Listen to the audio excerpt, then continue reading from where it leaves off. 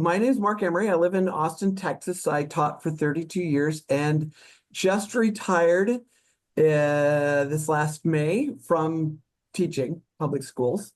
I've been involved with APCSP since the beginning of time, almost, and have been in leadership in the AP reading. And I'll put in a link in the chat because we need readers. Our first invites are going out, I think, next week, and we still need people. So I'm here to recruit too. That's good, Mark, though. The last question was going to be a segue for you to actually tell people about being a reader. So that's good. Perfect. Yeah, so my title is Assistant Chief Reader. I work with the Chief Reader.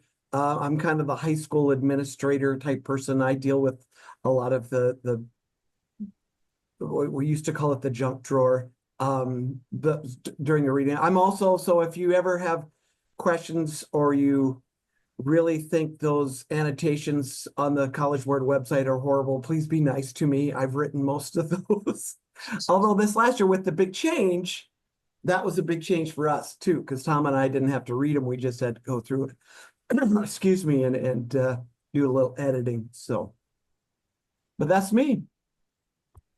Now, all right, all sorts of people. So, all right. Thank you, Mark, for telling everyone who you are. So the Chief Reader Report, just to back up, every single year College Board puts out the Chief Reader Report, right? And it really is just a great document, and it does a deep dive into the exam. And I love to show my teachers, this report when we first start, because it is a College Board exam. It is difficult. And I like to show them this because if you look at the exam scores of 1 and 2, which are not passing, it's 36% of the kids up there. So I always like to say, you have this challenge that you're up against. All right. And it's always good to know what you're up against. Now, doing a deep dive into this, I did list for everyone to look at on their own a bunch of the key takeaways from this. But since we got Mark on here, I just want to have a chat with Mark, ask him a few questions, all right, and get his feedback on this, because it really is good to know. So Mark, can you highlight any specific areas where students excelled the most in the performance task? All right. Everyone always focuses on the negatives, which we'll do for the next question, I promise. But let's start off with the positives. Yeah, well, if you do read the Chief Reader Report, Tom Cortina is the Chief Reader. He's the Dean of Computer Science at Carnegie Mellon University, and I get to see him tomorrow, so that's good. I'm headed to Pittsburgh. I would think just me, anecdotal evidence, what I see, students score well on those kind of first 3 rows. The video, I think most students show a good job of the video, of the input, output, and excuse me, how it works. Sorry, I shouldn't have had that cookie before it came on. They do a good job of the code. Usually all the requirements are met. Probably, 80 some percent get a point for have they met the requirements. So do they show input, output, selection, iteration, do they have a list? Are they using the list correctly? So those requirements. Is there a procedure, and I will probably call a procedure a function and a method a billion times when I talk to people, but it's the same thing. Is it student written? And does it contain all those elements that we're looking for? So they do a good job with that. They do a good job of answering the questions, question 3, whether, depending on the form, and there's forms this year. So we had a big change in kind of how we scored the exam. So not all your students had the same questions, or not all the students, worldwide had the same questions. The international kids might have had a different question. So there's different forms. There's 4 different forms. 2 of them have been released. 2 will not ever be released. So the first 3 rows of the rubric, students did really, really well. All right. All right. Thank you. Yeah, we usually when we talk about it, that's usually what we say. It's those first 3 rows, especially the video where they do the best and get those points. So the part that they struggle the most with. So why don't you take that, Mark?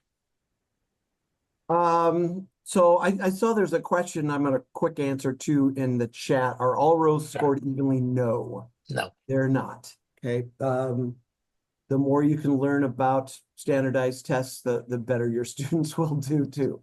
So they struggle the most discussing, of course, row 6, depending on which form you got. The question might be something about if they had to implement this, and it's the one that I like to throw him under the bus. Jeff Gray wrote about using this function, this procedure. How would you use this? And so they have, as the questions get harder, questions 4, 5, 6, we don't call them rows anymore. I got to remember that.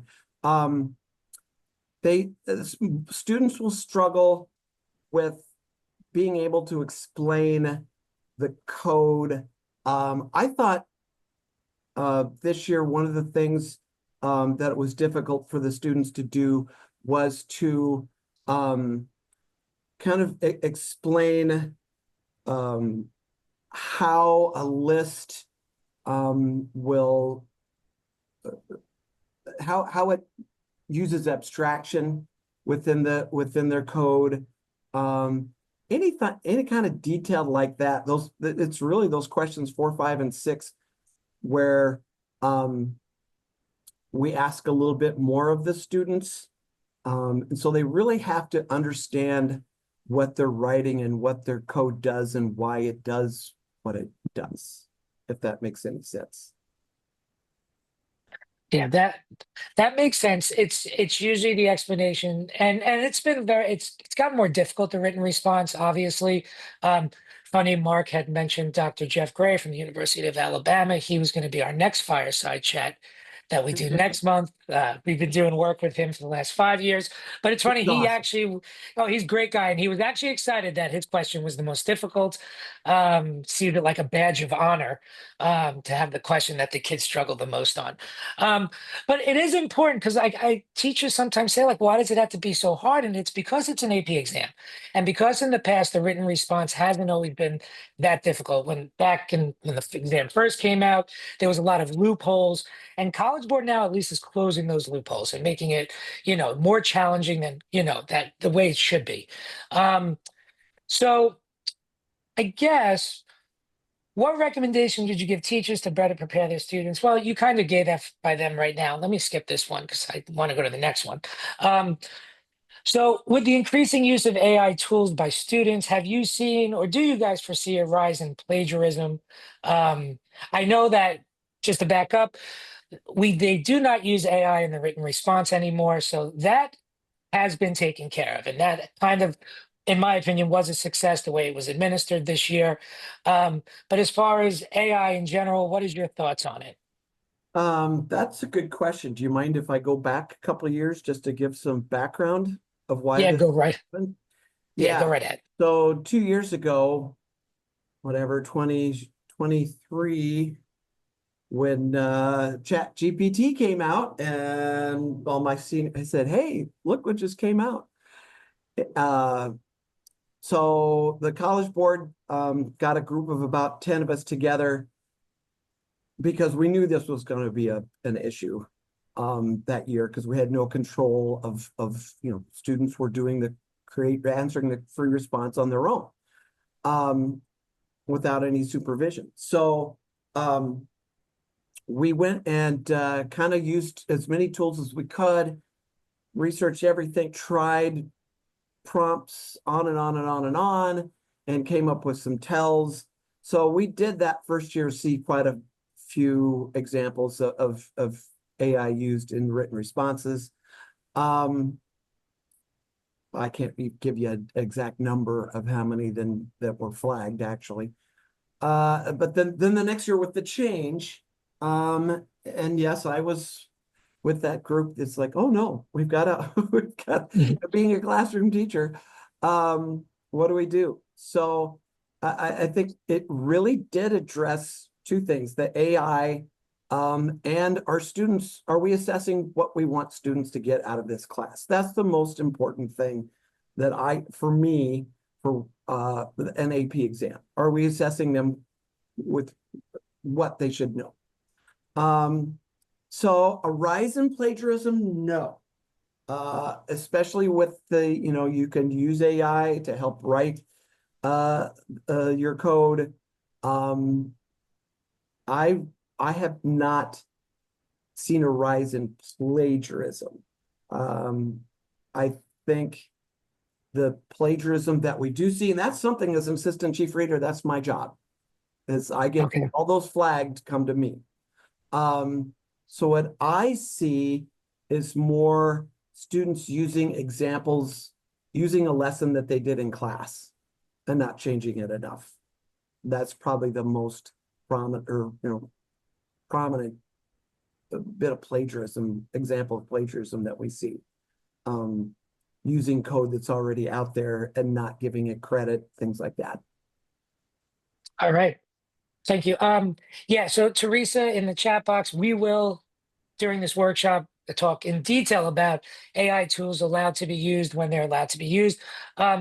Yeah, Mark, I agree with everything Mark just said. I don't think it's lead to a rise in plagiarism. I think what happened is somewhere along the lines with now AI being out there, the big question is it more important for students to be able to write code, or is it more important for students to be able to read code, discuss it, explain it, debug it? And it just seems like it's shifting, in general. But yeah, that was a great answer. It's going to show up if the kid just uses AI to write the code. When they do the written responses, and Mark knows this, and that's why Dr. Jeff Gray writes the questions that he does, it's going to be exposed. They're not going to get the point. It's why probably they score better. They can make a video, they can, do that part of it. But when it gets to the nitty gritty of talking about the details of that procedure and passing the parameter through it and all of those things, it's going to be exposed that AI knows more about it than the students. So thank you, Mark, for talking about that. It's something that educators have to address. And my last question actually from Mark is, I started as an AP reader back in 2017. People always ask me, how do you know them so much about the Create task? Because grading this is the greatest PD you can ever attend. Now, I never did it in person, and I always wondered about this in person. What's the secret snack that keeps everyone going when they're locked in that room? And if you grade the most Create tasks, is there like a title belt, a trophy? Is it just like a manhood thing of I did the most? So, Mark, why don't you tell people how to become a reader? You can do it remote, obviously. So, Mark, why don't you give them some information about that? Yeah, I just put the link in the how to apply. No, it's not a race. You don't get anything for doing more. Want to make that the College Board would kill me if I didn't make that point. So the secret snack that keeps the in-person readers going during those lots. So we do grade 8 hours a day. The in-person reading is, like Jason said, and even the remote, it is the best. Like I said, 32 years I've done this. There's nothing close. And we talk about this all the time.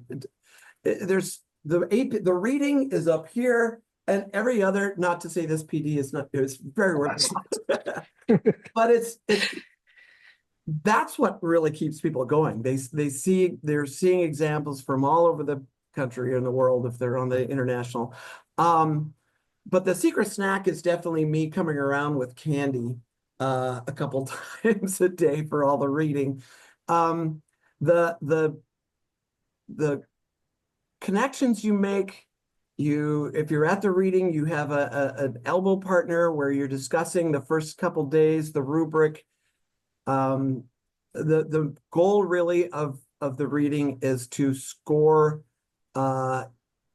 consistently, following that everybody follows the same rubric, that we know what the rubric is, we know what we're looking for, and it's just a blast. We work hard, but then we have fun afterwards too. So